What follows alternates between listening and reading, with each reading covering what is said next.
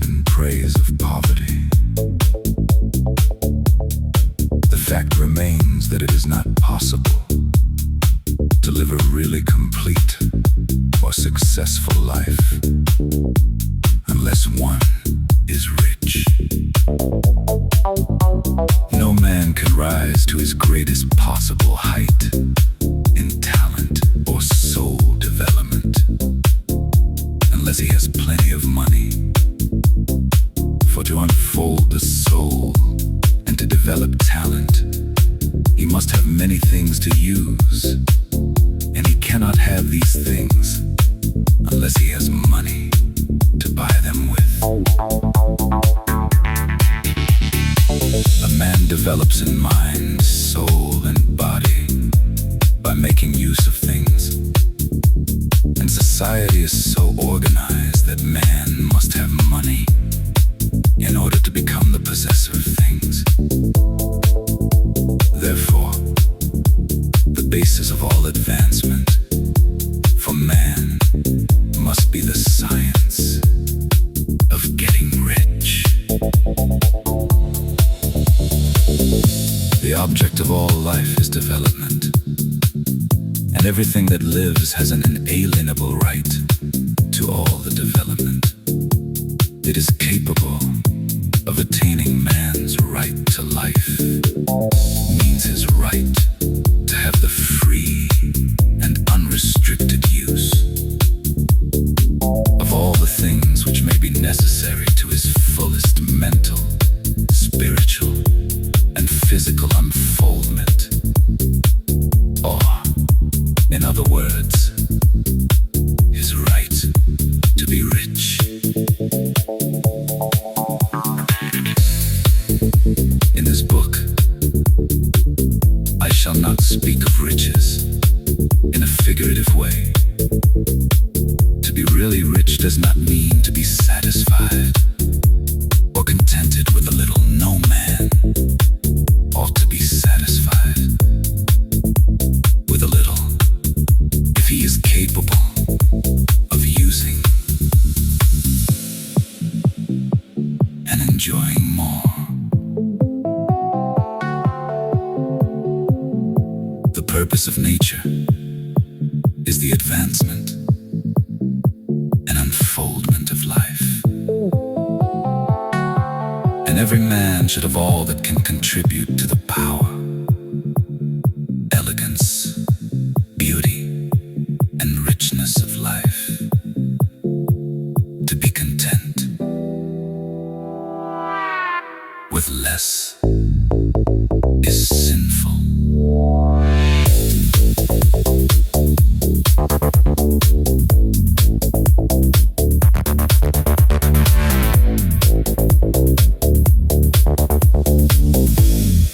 Here we go.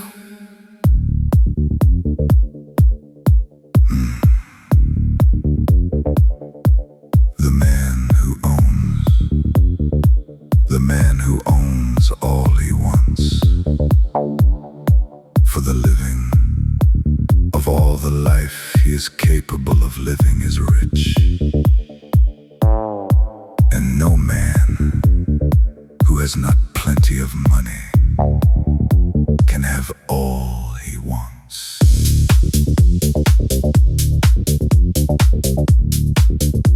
Life has advanced so far and become so complex that even the most ordinary man or woman requires a great amount of wealth in order to live in a manner that even approaches completeness. Every person naturally wants to become all that they are capable of becoming. This desire to realize innate possibilities is inherent in human nature. We cannot help wanting to be all that we can be.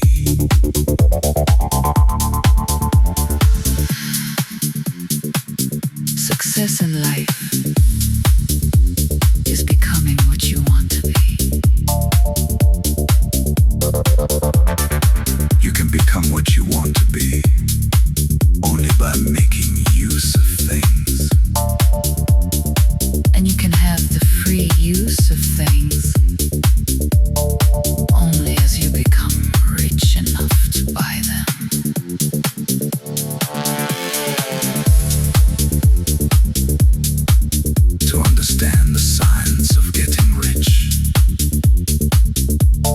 is therefore the most essential of all knowledge.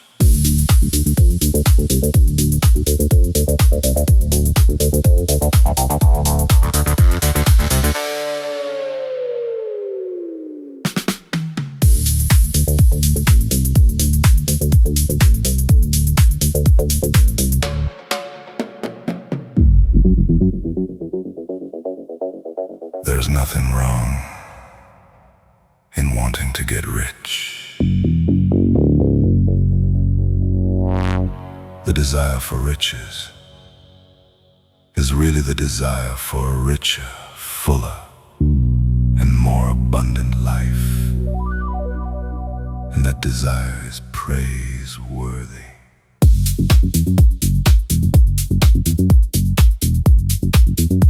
The man who does not desire to live more abundantly is abnormal. And so the man who does not desire to have money enough to buy all he wants is abnormal.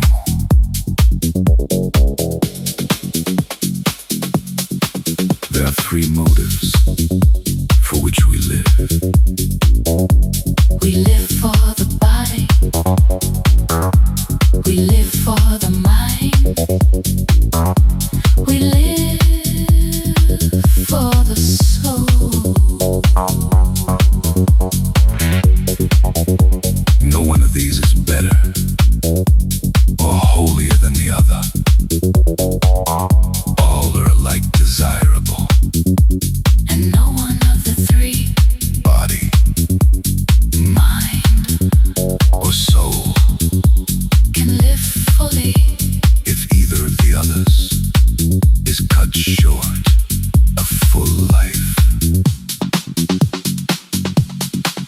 An expression. It is not right or noble to live only for the soul. And deny mind or body. And it is wrong to live for the intellect and deny body. Or soul.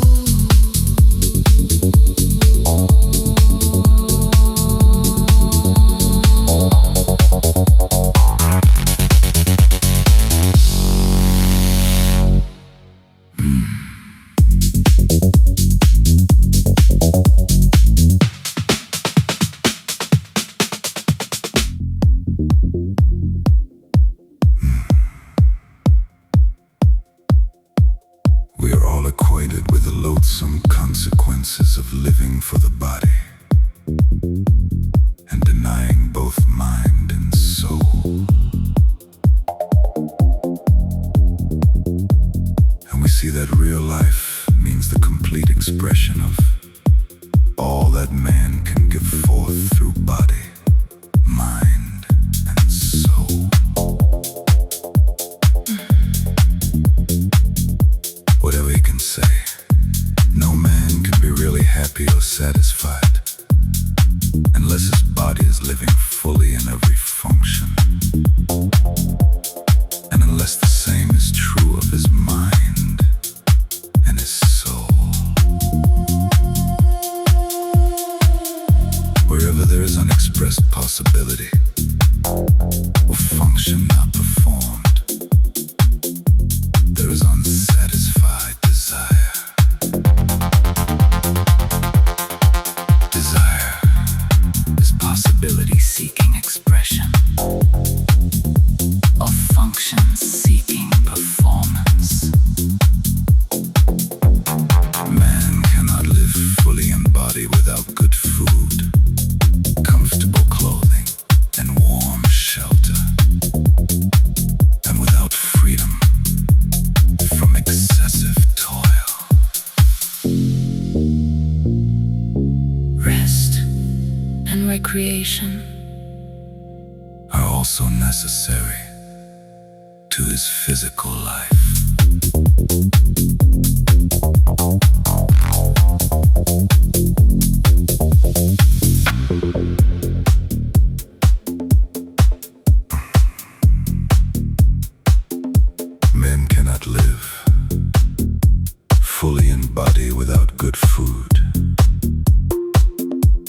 comfortable clothing and warm shelter, and without freedom from excessive toil. Rest and recreation are also necessary to his physical life. He cannot live fully in mind without books and time to study them, without opportunity for travel and observation, or without intellectual companionship. To live fully in mind, He must have intellectual recreations. and must surround himself with all the objects of art and beauty. He is capable of using and appreciating. To live fully in soul, Man must have love. and love is denied expression by poverty.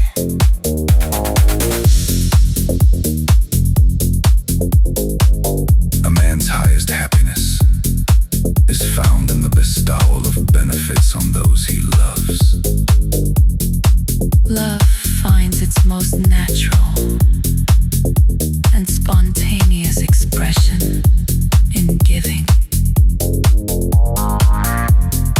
The man who has nothing to give cannot fill his place as a husband or father, as a citizen, or as a man.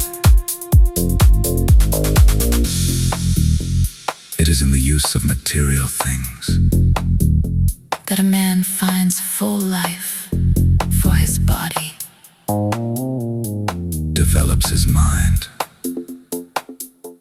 and unfolds his soul.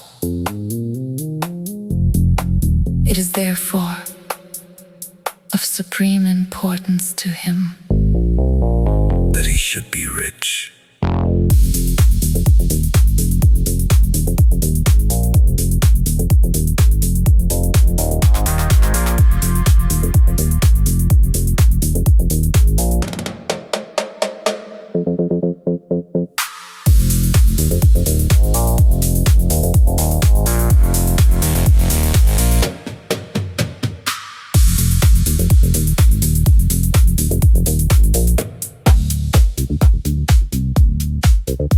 It is perfectly right that you should desire to be rich. If you are a normal man or woman, you cannot help doing so.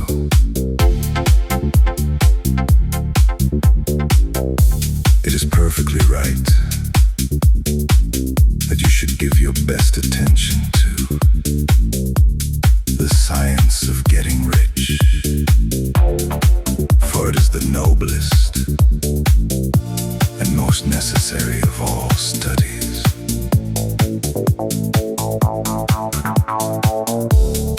If you neglect this study, you are derelict in your duty to yourself, to God, and humanity. for you can render to God and humanity No greater service than to make the most of yourself.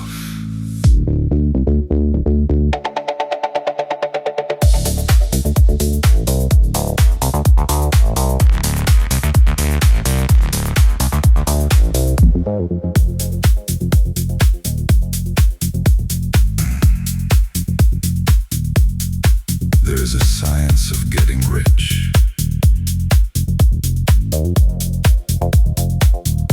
There is a science of getting rich. There is a science of getting rich. And it is an exact science, like algebra or arithmetic.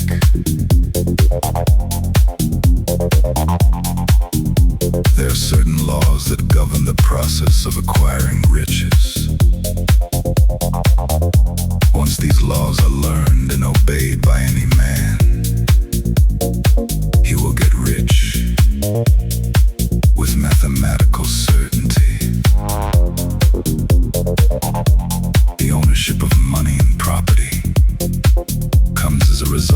doing things in a certain way. Those who do things in a certain way. Whether on purpose or accidentally, get rich. While those who do not do things in a certain way, no matter how hard they work or how able they are, remain poor.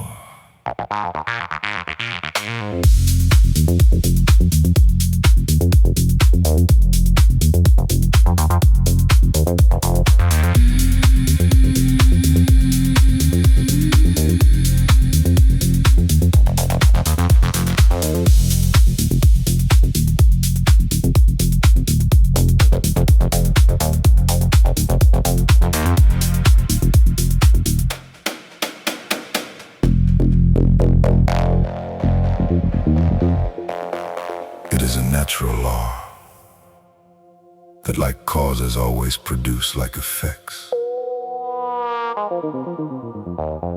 And therefore, any man or woman who learns to do things in this certain way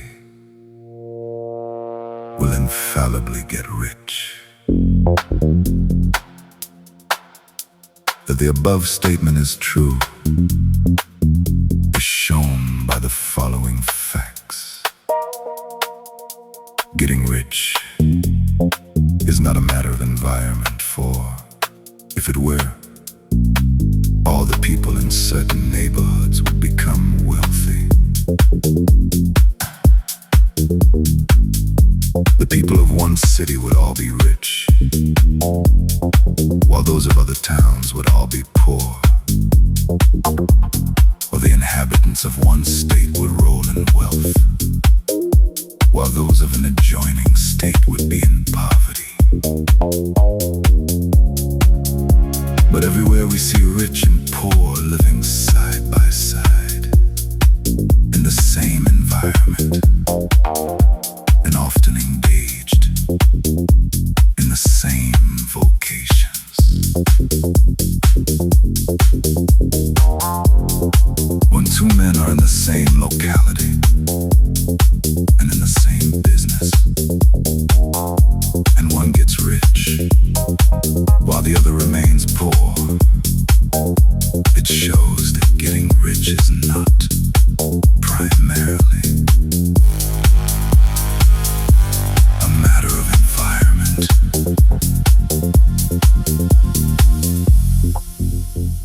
Some environments may be more favorable than others. But when two men in the same business are in the same neighborhood,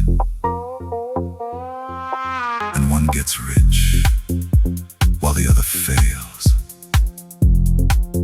it indicates that getting rich is the result of doing things in a certain way. And further, the ability to do things in a certain way is not due solely to the possession of talent. For many people who have great talent remain poor, while others who have very little talent get rich.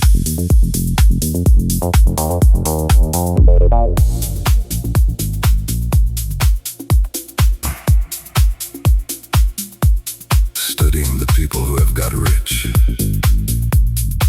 we find that they are an average lot in all respects, having no greater talents and abilities than other men. It is evident that they do not get rich because they possess talents and abilities that other men have not, but because they happen to do things in a certain way.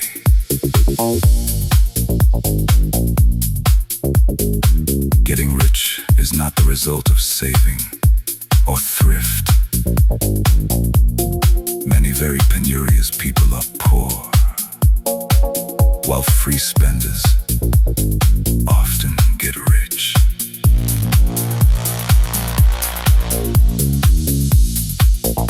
is getting rich due to doing things which others fail to do. For two men in the same business often do almost exactly the same things, and one gets rich while the other remains poor or becomes bankrupt. From all these things, we must come to the conclusion that getting rich is the result of doing things in a certain way.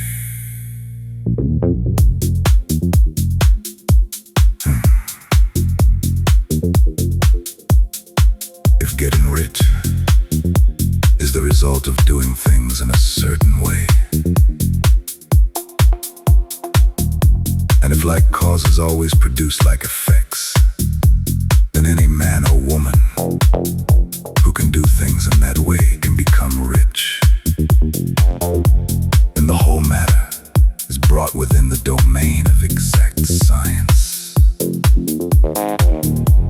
The question arises here whether this certain way may not be so difficult that only a few may follow it. This cannot be true, as we have seen, so far as natural ability is concerned. Talented people get rich, and blockheads get rich. Intellectually brilliant people get rich, and very stupid people get rich. physically strong people get rich, and weak and sickly people get rich.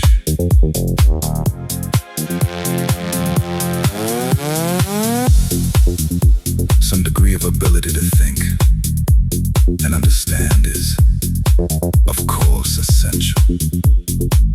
But insofar natural ability is concerned, any man or woman who has sense enough to read and understand these words can certainly get rich. Also, we have seen that it is not a matter of environment. location counts for something. One would not go to the heart of the Sahara and expect to do successful business. Getting rich involves the necessity of dealing with men and of being where there are people to deal with. And if these people are inclined to deal in the way you want to deal, so much the better. but that is about as far as environment goes.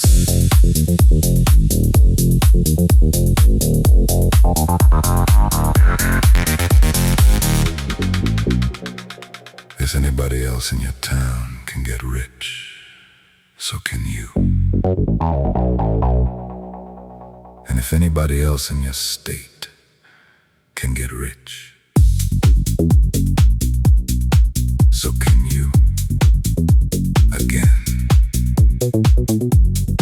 it is not a matter of choosing some particular business or profession. People get rich in every business and in every profession, while their next door neighbors in the same vocation remain in poverty. It is true that you will do best in a business that you like and which is congenial to you. And if you have certain talents that are well developed, you will do best in a business that calls for the exercise of those talents. Also, You will do best in a business which is suited to your locality. An ice cream parlor would do better in a warm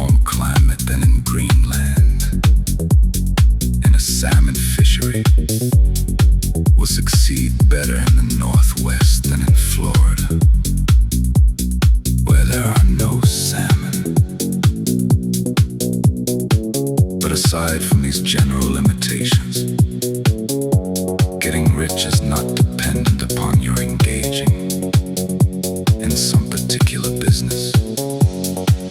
But upon your learning to do things in a certain way, if you are now in business, and anybody else in your locality is getting rich in the same business, while you're not getting rich, it is because you're not doing things in the same way that the other person is doing them.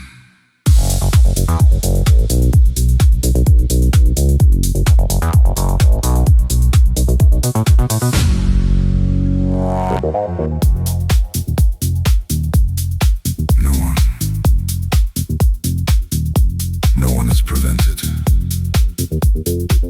from getting rich by lack of capital. True, as you get capital, the increase becomes more easy and rapid. But one who has capital is already rich and does not need to consider how to become so. No matter how poor you may be, if you begin to do things in a certain way, you will begin to get rich. And you will begin to have capital.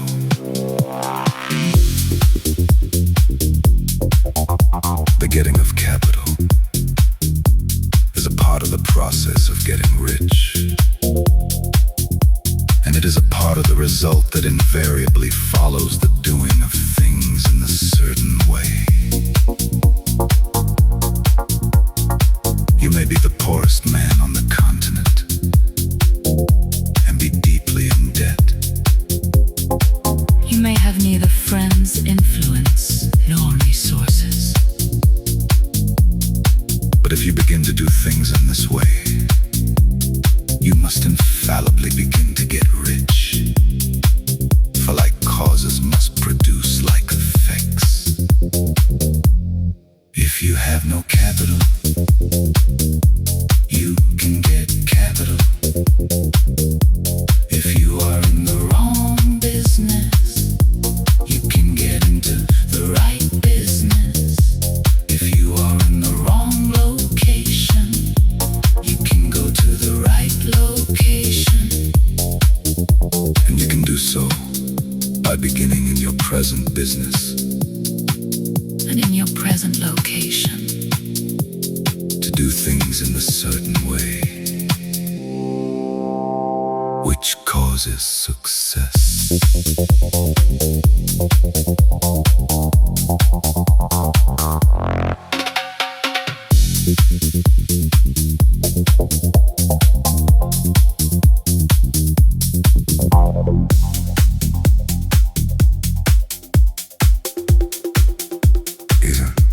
Is opportunity monopolized?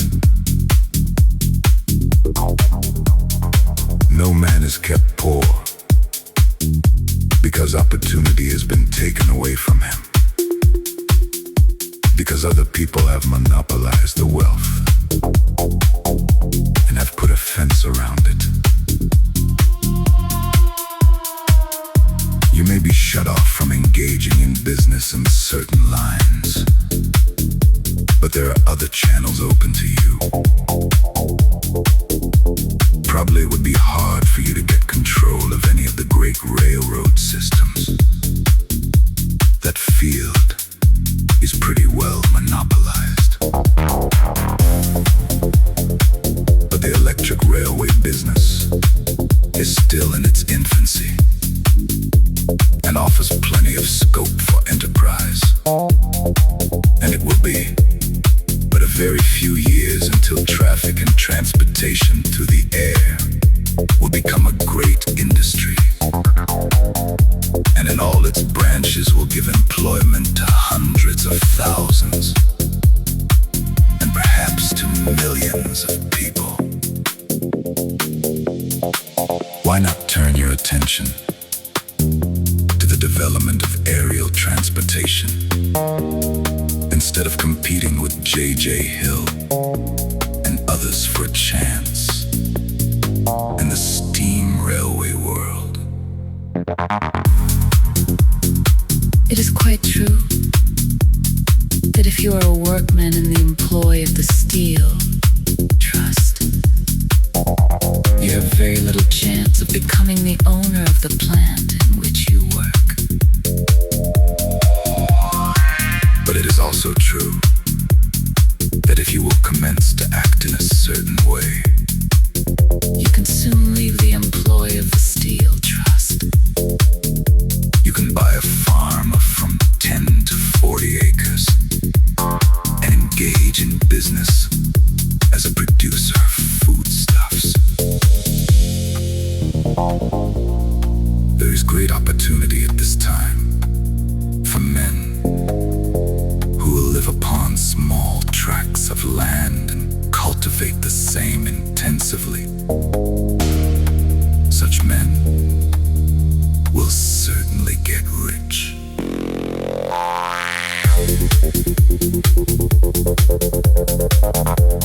You may say that it is impossible for you to get the land. But I'm gonna prove to you that it is not impossible. And that you can certainly get a farm if you will go to work in a certain way.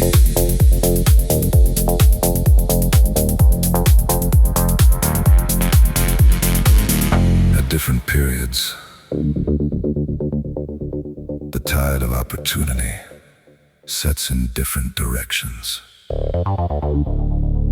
according to the needs of the whole and the particular stage of social evolution which has been reached. At present, in America, it is setting toward agriculture and the allied industries and professions. Today, opportunity is open before the factory worker in his line. It is open before the businessman who supplies the farmer more than before the one who supplies the factory worker.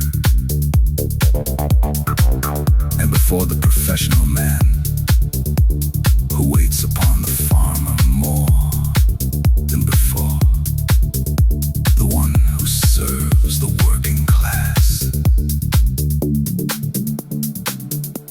There is abundance of opportunity for the man who will go with the tide instead of trying to swim against it.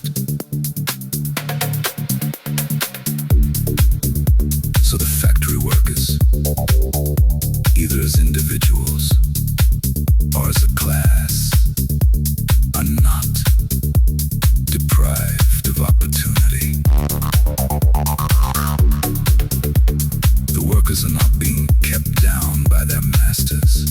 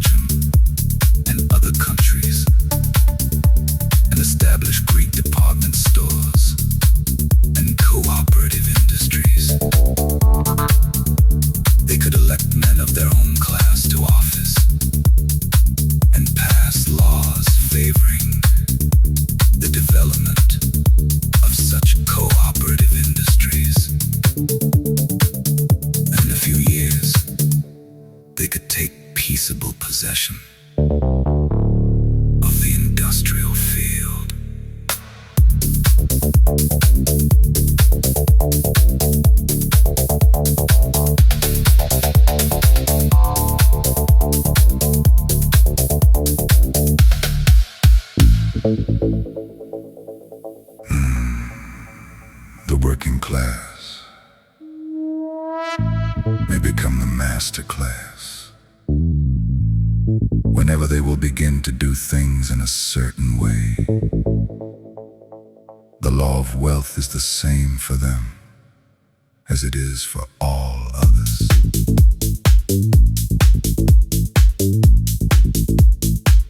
This they must learn, and they will remain where they are as long as they continue to do as they do.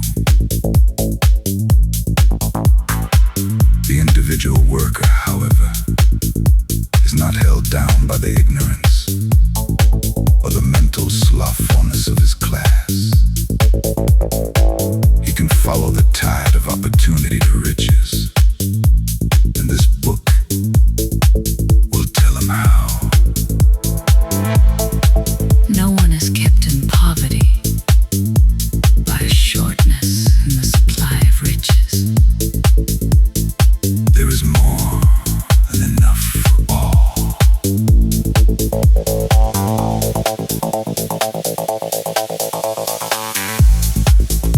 A palace as large as the Capitol at Washington might be built for every family on earth, from the building material in the United States alone.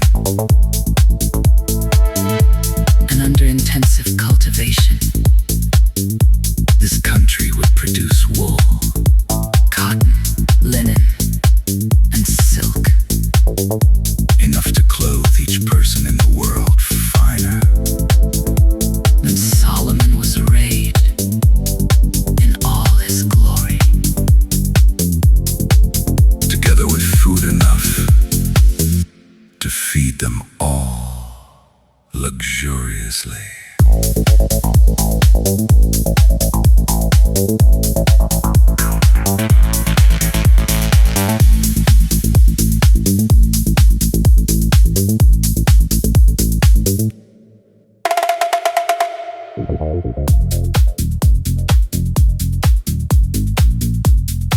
The visible supply. The visible supply is practically inexhaustible. And the invisible supply really is inexhaustible. Everything you see on earth is made from one original substance, out of which all things proceed. New forms are constantly being made, and older ones are dissolving, but all are shapes assumed by one thing. There is no limit to the supply of formless stuff or original substance. The universe is made out of it, but it was not all used in making the universe. The spaces in, through, and between the forms of the visible universe are permeated and filled with the original substance, with the formless stuff, with the raw material of all things.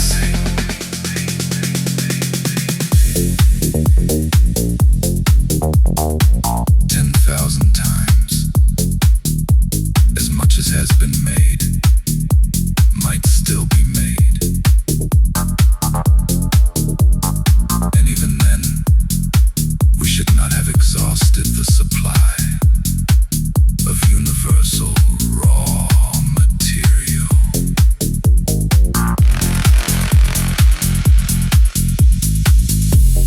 No man, therefore,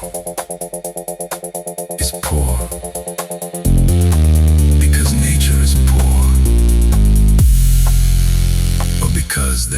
not enough to go around.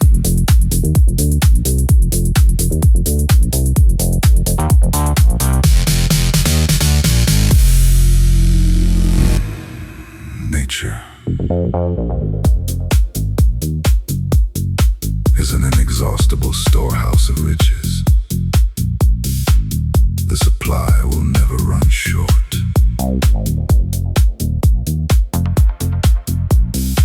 Original substance is alive with creative energy and is constantly producing more forms.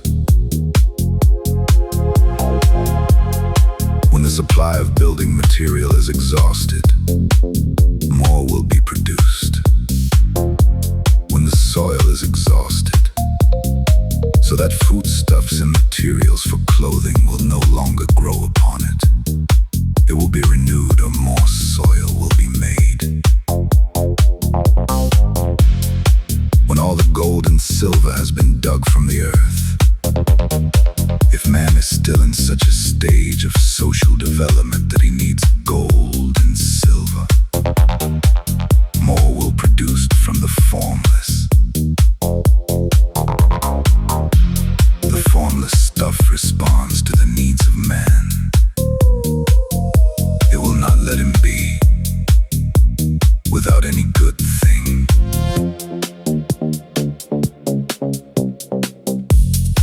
This is true of man collectively. The race as a whole is always abundantly rich. And if individuals are poor, it is because they do not follow the certain way of doing things, which makes the individual man rich. The formless stuff is intelligent. It is stuff which thinks it is alive and is always impelled towards more life. It is the natural and inherent impulse of life to seek to live more. It is the nature of intelligence to enlarge itself, and of consciousness to seek to extend its boundaries and find fuller expression.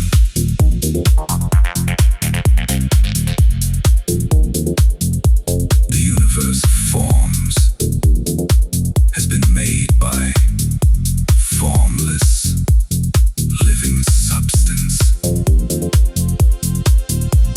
throwing itself into form in order to express itself more fully.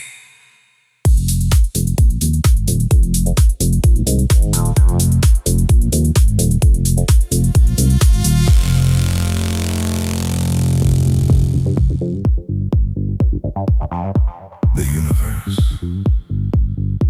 is a great living presence, always moving inherently toward more life and full of functioning nature, is formed for the advancement of life. Its impelling motive is the increase of life. For this cause, everything which can possibly minister to life is bountifully provided. There can be no lack unless God is to contradict himself and nullify his own works. You are not kept poor by lacking the supply of riches. It is a fact which I shall demonstrate a little farther on, that even the resources of the formless supply are at the command of the man. A woman will act and think in a certain way.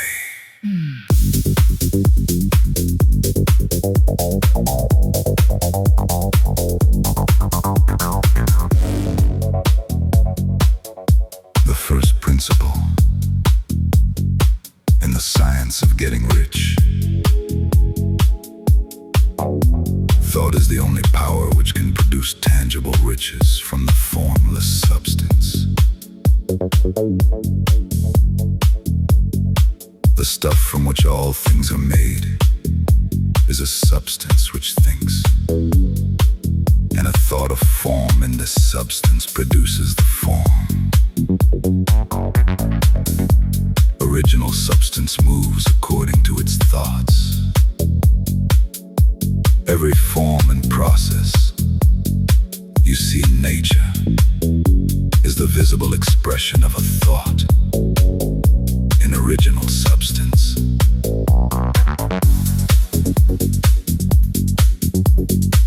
As the formless stuff thinks of a form, it takes that form.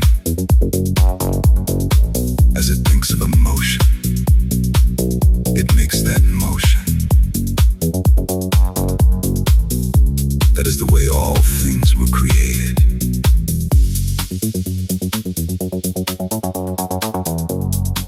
We live in a thought world, which is part of a thought universe. The thought of a moving universe extended throughout formless substance. And the thinking stuff moving according to that thought took the form of systems of planets and maintains that form. Thinking substance takes the form of its thought and moves according to the thought.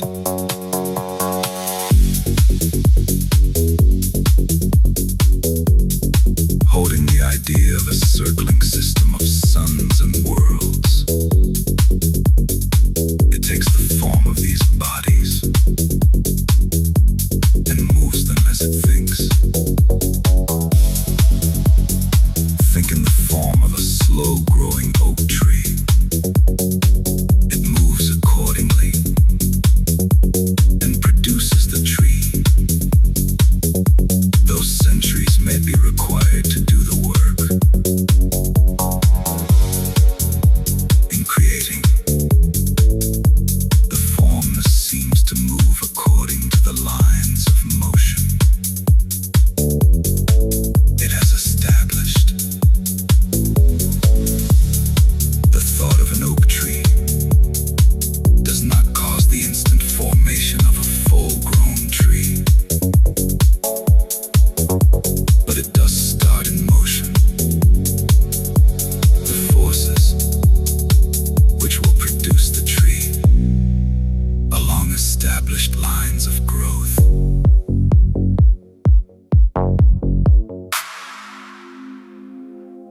Every thought of form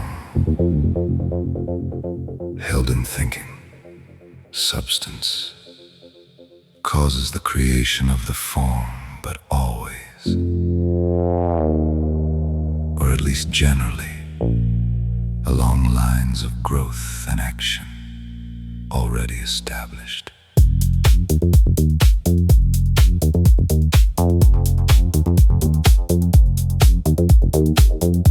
The thought of a house of a certain construction, if it were impressed upon formless substance, might not cause the instant formation of the house, but it would cause the turning of creative energies already working in trade and commerce into such channels as to result in the speedy building of the house. And if there were no existing channels through which the creative energy could work, then the house would be formed directly from primal substance, without waiting for the slow processes of the organic and inorganic world.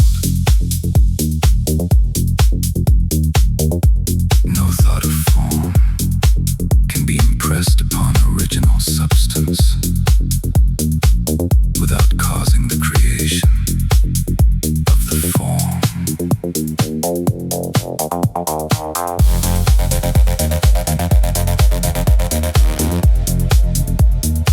Man is a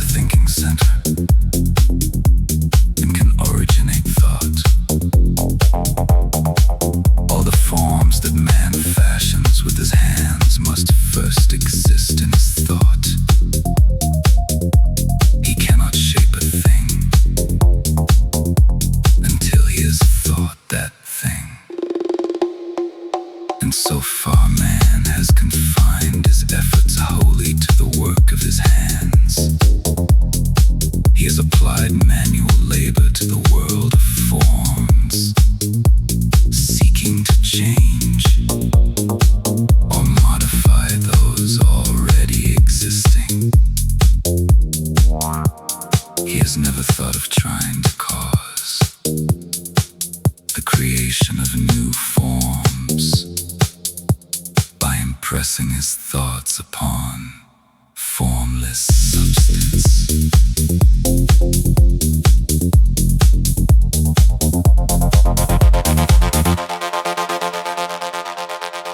Every thought of form.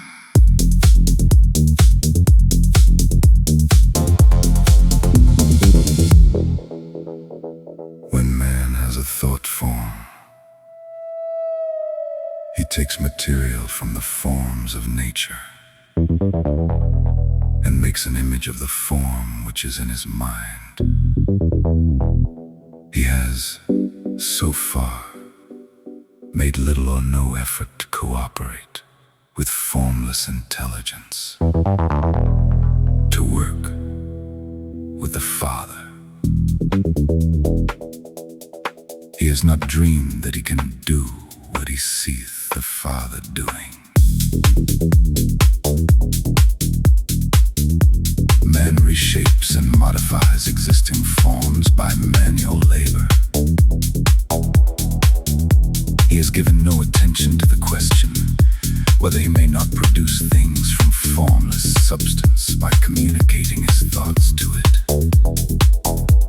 We propose to prove that he may do so, to prove that any man or woman may do so, and to show how.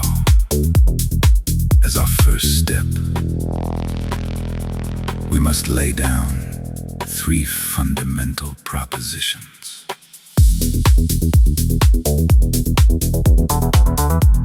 First, we assert that there is one original formless stuff or substance from which all things are made. All the seemingly many elements are but different presentations of one element. All the many forms found in organic and inorganic nature are but different shapes made from the same stuff. And the stuff is thinking stuff. A thought held in it produces the form of the thought. Thought, in thinking substance, produces shapes. Man is a thinking center, capable of original thought. If man can communicate his thought to original thinking substance, he can cause the creation or formation of the thing he thinks about. To summarize this, There is a thinking stuff from which all things are made, and which in its original state, permeates, penetrates, and fills the interspaces of the universe. a thought in the substance produces the thing that is imaged by the thought.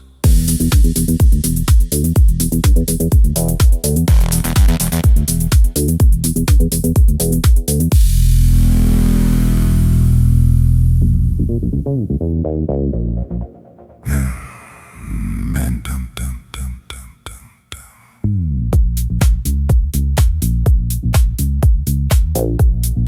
Man can form things in his thought,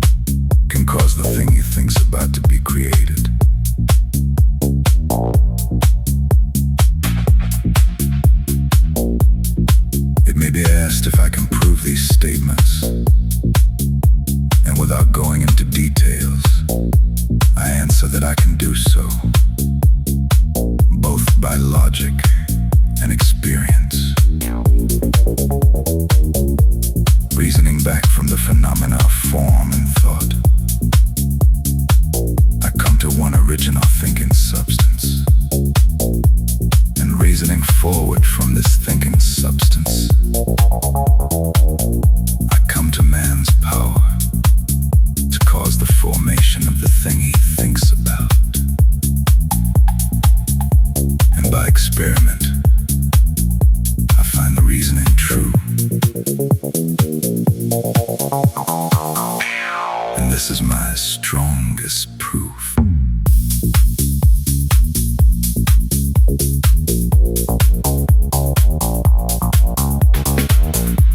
If one man who reads this book gets rich by doing what it tells him to do, that is evidence in support of my claim. But if every man who does what it tells him to do gets rich, that is positive proof. Until someone goes through the process and fails. The theory is true until the process fails. And this process will not fail. For every man who does exactly what this book tells him to do will get rich.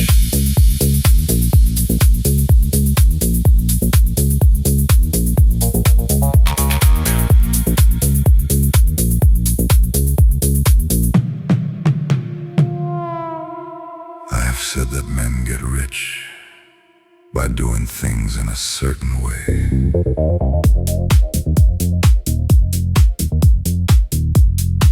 And in order to do so, men must become able to think in a certain way.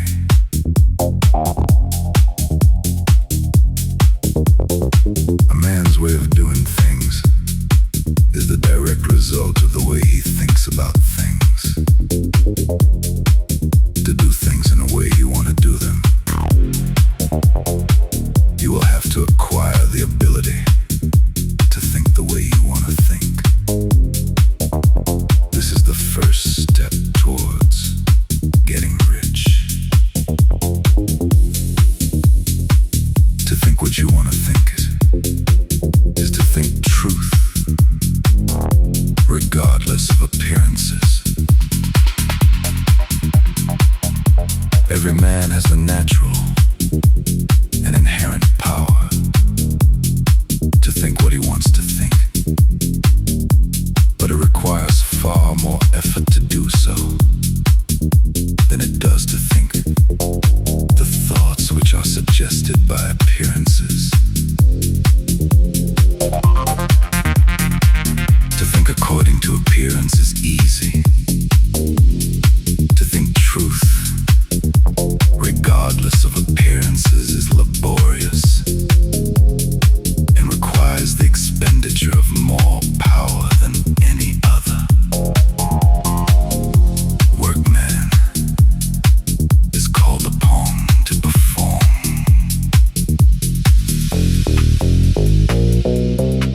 There is no labor from which most people shrink as they do from that of sustained and consecutive thought. It is the hardest work in the world.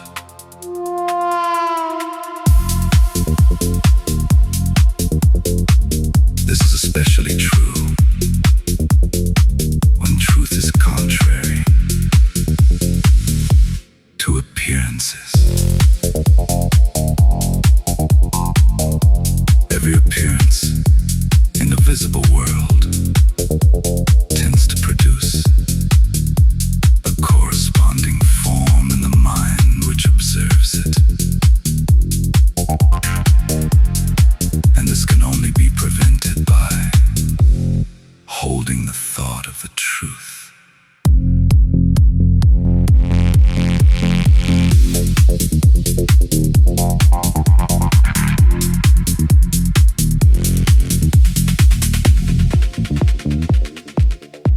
To look upon the appearance of disease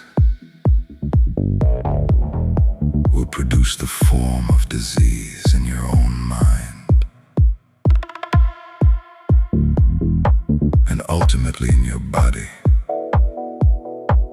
unless you hold the thought of the truth, which is that there is no disease. It is only an appearance. And the reality is health. To look upon the appearances of poverty will produce corresponding forms in your own mind. Unless you hold to the truth that there is no poverty, there is only abundance.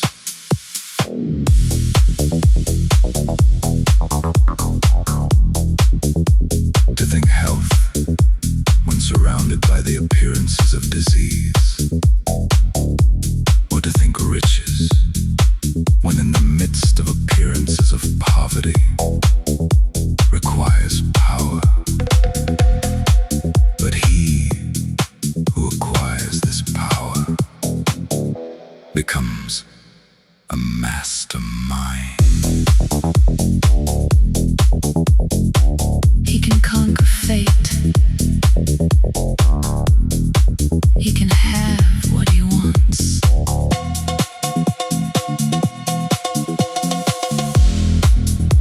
This power can only be acquired by getting hold of the basic fact, which is behind all appearances. And that fact is that there is one thinking substance from which and by which all things are made.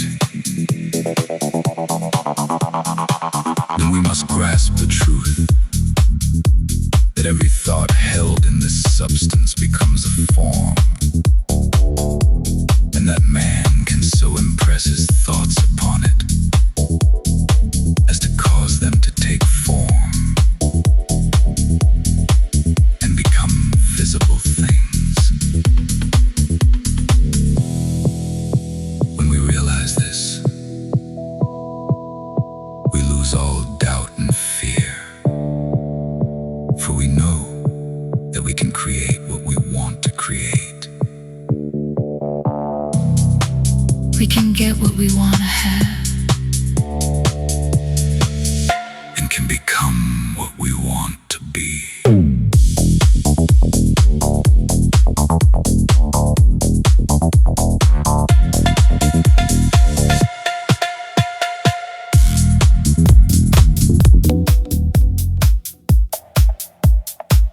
As a first step toward getting rich,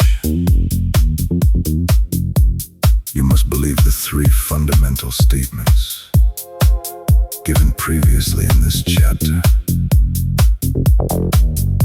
And in order to emphasize them, I repeat them here. There is a thinking stuff from which all things are made, and which, in its original state, permeates, penetrates, and fills the interspaces of the universe.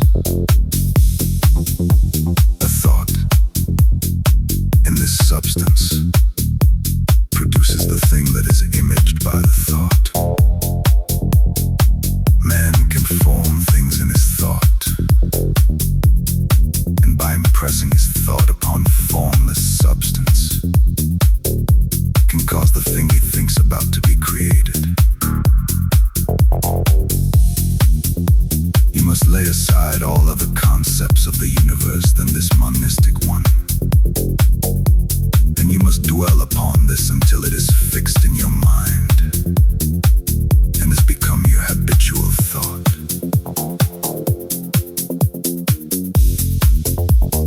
Read these creed statements over and over again. Fix every word upon your memory and meditate upon them until you firmly believe what they say. If a doubt comes to you, cast it aside as a sin.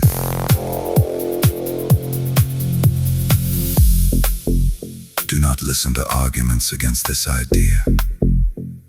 Do not go to churches or lectures where a contrary concept of things is taught or preached. Do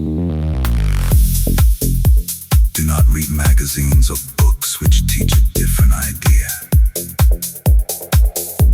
If you get mixed up in your faith, all your efforts will be in vain. Do not ask why these things are true, nor speculate as to how they can be true. Simply take them on trust. The science of getting rich begins with the absolute acceptance of this faith.